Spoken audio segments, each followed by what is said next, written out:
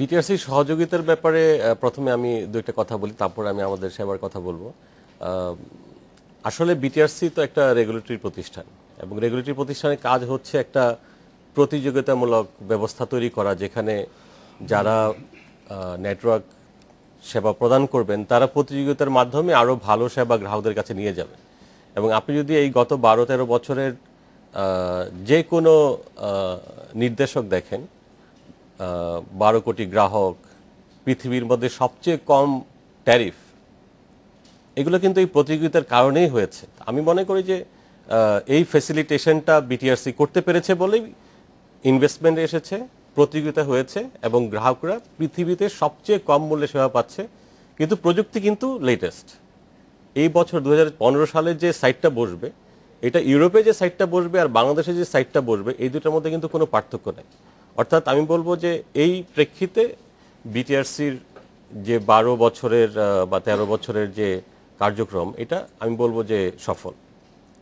আমরা কিভাবে চেষ্টা করছি গ্রাহকদের কাছে উন্নত সেবা নিয়ে যাওয়ার, প্রধানত আমি বলবো যে আমাদের প্রধান কাজ হচ্ছে প্রযুক্তিকে বাংলাদেশে নিয়ে আসা এবং বাংলাদেশের যে সমস্ত টেলিকমিউনিকেশন প্রতিষ্ঠান আছে, মোবাইল অপারেটর এবং অন্যান্যরা, সবাই আন্তর্জাতিক বিশ্বমানের টেলিযোগাযোগ প্রতিষ্ঠানের অংশীদার এবং আমরা বাংলাদেশে এখন লেটেস্ট যে টেকনোলজিগুলো সেগুলোই ডিপ্লয় করছি, সেই নেটওয়ার্কগুলোই তৈরি হচ্ছে। অর্থাৎ বাংলাদেশের মানুষের কাছে সর্বশেষ প্রযুক্তির সেবাটা টেলিকমিউনিকেশনের মাধ্যমে আমরা নিয়ে আসছি।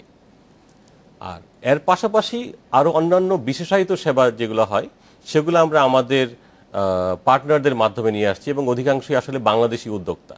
আইটি কোম্পানি আছে, বাংলাদেশের বিভিন্ন ভ্যালুয়েডেড সার্ভিস প্রোভাইডার আছে, তারা বিভিন্ন বিশেষায়িত সেবা তৈরি করেন যেগুলো আমাদের মাধ্যমে মানুষের কাছে ছড়িয়ে দেওয়া হচ্ছে এবং সেই সেবাগুলো মানুষ ব্যবহার করছে। এটাও আমি বলবো যে একটা সফলতা, যে এই টেলিযোগাযোগের যে নেটওয়ার্ক বিস্তৃত হয়েছে সারা দেশে, শতকরা 99.5% মানুষ এই নেটওয়ার্কের আওতায়। আমার ধারণা অনেক উন্নত দেশেও আসলে পার্সেন্টেজ 99.5 হবে না।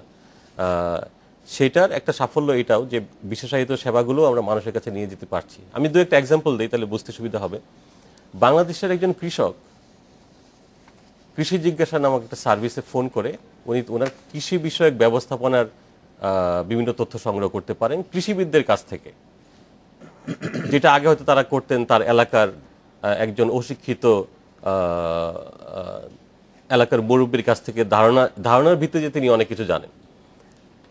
বাংলাদেশের একজন সাধারণ মানুষ গ্রামে বসে ফোন করে একজন এমবিবিএস প্রশিক্ষিত ডাক্তারের পরামর্শ নিতে পারে এবং এটার জন্য সারা দেশের 99.5% মানুষ টেলিযোগাযোগের আওতায় এসেছে। এবং এটা আমি মনে করি যে এই টেলিযোগাযোগ প্রতিষ্ঠানগুলো এবং আমাদের যে সহযোগী প্রতিষ্ঠান যারা সেবাগুলো তৈরি করেছেন, এই সেবাগুলো অন্যদের দেওয়া এবং আমাদের রেগুলেটর, এই সবাই একসঙ্গে কাজ করার জন্যই এটা সম্ভব হয়েছে। আমরা একটা বিরতিতে যাব, বিরতি থেকে ফিরে এসে সুনীল কান্তি বোসের কাছ থেকে জানতে চাইবো যে এই যে প্রতিযোগিতাটা, আমরা জানি যে এইখানে যে যারা প্রতিযোগী তারা সবাই যে একই রকম সামর্থ্যবান তা না। এই প্রতিযোগীর মধ্যে দেখা যাচ্ছে যে আমরা যতটুকু তথ্য দেখছি সেখানে একজন হয়তো 60% মার্কেট দখল করে আছে আর বাকি 4 জন মিলে 40-এর ভিতরে। সেই ক্ষেত্রে এই প্রতিযোগিতাটা সুস্থ প্রতিযোগিতা বজায় রাখা কতটুকু চ্যালেঞ্জিং, এটা কতটুকু পারা যাচ্ছে। ডেডলাইন ঢাকায় নিচ্ছে একটি বিরতি, ফিরছে একটু পরে। বিরতির পর ফিরে এলাম ডেডলাইন ঢাকায়। সুনীল কান্তি বোস, যেটা জানতে চাচ্ছিলাম যে প্রতিযোগিতা বজায় রাখার ক্ষেত্রে কি করেন আপনারা? হ্যাঁ, আপনার এটার জবাব দেব। খুব ভালো প্রশ্ন। তার আগে একটু আমাকে বলতে হবে যেটা গ্রাহক স্বার্থ সম্পর্কে বিটিআরসির যে ভূমিকাটা থাকা দরকার বা বিটিআরসির কাছে গ্রাহকরা যে আপনার আশা করে সে সম্পর্কে আবু সৈয়দ সাহেব যা বললেন, সেটা অবশ্য শিহাব সাহেব অনেকটাই তার যে বক্তব্য তার মধ্যে জবাব দিয়েছেন। আমি কয়েকটা জিনিস একেবারে উল্লেখযোগ্যভাবে বলতে চাই। সেটা হলো, উনি একটি শব্দ ব্যবহার করেছেন, কোনোটাই মোটেই দেখছেন না। এখানে আমার আপত্তি। আপনি বলেছেন সামর্থ্য বৃদ্ধি করা দরকার, এগুলোই আসল কথা। তবে বিটিআরসি, আমি যে প্রথম কথাটি বলেছি যে বিটিআরসি আছে বিটিআরসির প্রেজেন্স গ্রাহক স্বার্থের জন্য রয়েছে, সবসময় তারা সেটা দেখছে। এখন গ্রাহকদেরকে যদি জিজ্ঞেস করা হয়, আজকের আমি আপনাকে 3-4টা বিষয় বলে দিতে পারি পরিষ্কারভাবে। একটি হলো যে কে ঠিক রাখে যে কোনো এলাকায়, যে কথাটি শিহাব সাহেব বললেন, এই অপারেটরের আপনার নেটওয়ার্ক আছে কি না, সেটা যদি অভিযোগ করে, সেখানে গিয়ে তো বিটিআরসির পলিসিং করার দরকার নাই। বিটিআরসি গ্রাহককে দিয়েই, অপারেটরকে দিয়েই সেই কাজটি করে। কৃতিত্বের কথা বলা হয়েছে যে এত যে ভালো কিছু, এর সব কৃতিত্ব অপারেটরদের। বিটিআরসি কোনোদিন অস্বীকার করে না, কারণ অপারেটরের যে একটি সুনির্দিষ্ট ভূমিকা রয়েছে পুরো সিস্টেমের মধ্যে, সেটা অপারেটরই করবে। কিন্তু অপারেটরকে দিয়ে সেই কাজটি করানোর দায়িত্ব বিটিআরসি ওই কাজটি করার দায়িত্ব কখনোই নয়। এবং সেটা বিটিআরসি করাতে পেরেছে বলেই ওই জিনিসটি ঘটেছে। এই যে আর একটি কথা বলা হয়েছে, অনেক দেশে বিটিআরসি ওই পলিসিং কাজ, হেভি হ্যান্ডেডনেস এইগুলো করে না। এবং বর্তমান যে রেগুলেশন, এই রেগুলেশনে রেগুলেটরি এজেন্সি নিজের ফোর্স নিয়ে গিয়ে এনফোর্সমেন্ট করার দরকার নেই। অপারেটর এবং গ্রাহক এদেরকে দ্বারাই এই তার রেগুলেশনটাকে ইমপ্লিমেন্ট করাতে পারে, এবং আমরা সেটাই করি। আপনি আজকে ধরুন, আগে যে 3 মিনিটে যে পয়সায় কলটি আসতো, 10 সেকেন্ড পালস ধরা হলো, যে 2 মিনিট 1 সেকেন্ড যদি একটা লোকে কথা বলতো, তাহলে তার 3 মিনিট কাটা হতো, কারণ 1 মিনিট করে ধরা হতো। বিটিআরসি সেখানে এটা এমপ্লয় করতে সক্ষম হয়েছে যে আপনার 10 সেকেন্ড একটা পালস দিতে হবে। কাজে যদি 1 সেকেন্ড কথা বলে, তাহলে 10 সেকেন্ড পরিমাণ সময়কে আপনি কাটবেন, আপনি 1 মিনিট নয়। এবং সেটা কিন্তু ইমপ্লিমেন্টেড আজকের 1-1.5 বছর ধরে।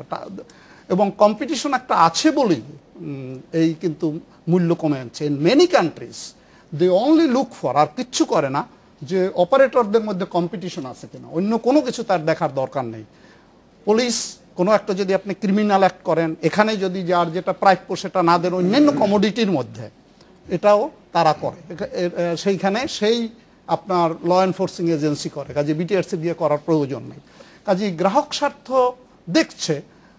গ্রাহক স্বার্থের জন্য আমরা লেটেস্ট কোন কোন এরিয়ায় কি কি করা হচ্ছে তাদেরকে ডাইরেক্টিভ দেওয়া আছে, কোয়ালিটি অফ সার্ভিসের জন্য ডাইরেক্টিভ দেওয়া আছে, সেগুলো পরিমাপ করে দেখা হচ্ছে, তাদের সাথে মিটিং করা হচ্ছে। এবং অপারেটররা এবং সাধারণ লোক যদি একটু বিশ্লেষণ করে, তাইলেই দেখতে পাবে যে এটা অনেক কাজ করা হয়। আমরা এখন যে কাজটি করছি সেটা হলো এই আপনার গ্রাহক স্বার্থ রক্ষা পুরা একটি আপনার নির্দেশিকা বের করা হচ্ছে, এবং সেটা অপারেটররা মেনে চলবে, মানুষ দেখতে পাবে, এবং আমরা সেটার উপরে কাজ করছি। এরপরে আসছি, আপনি যে কথাটি বললেন যে বাংলাদেশে যে অবস্থাটি বিরাজ করছে মোবাইল সেক্টরে, সেখানে কম্পিটিশন আপনার অনেক দেশের চেয়ে, অনেক জায়গার চেয়ে ভালোই রয়েছে। একথা সত্য যে কোনো একটি অপারেটর হয়তো অনেক বেশি এগিয়ে আছে।